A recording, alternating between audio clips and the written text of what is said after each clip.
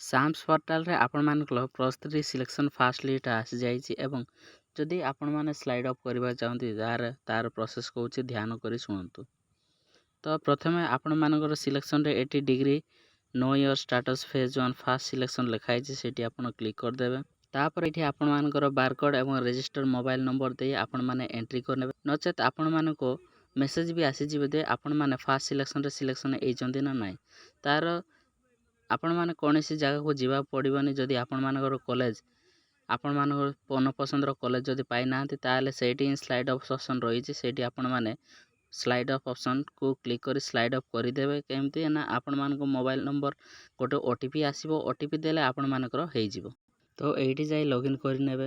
Next login करि सरला परे आपण मानकर एठी इंटीमेशन लेटर इंटीमेशन रे तळे देखिथिबे आपण मानकर जोटा सिलेक्शन हेइतबो सेठी सिलेक्ट क्लिक करदेवे एवं एठी फ्रीज एवं स्लाइड ऑफ ऑप्शन रहिथिबो।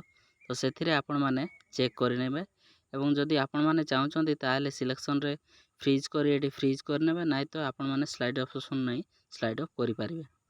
तापरे आपण मानको जोटे स्लाइड ऑप्शन करिवे सेठी आपण मानको एप्लीकेशन फी देबा पड़िबो।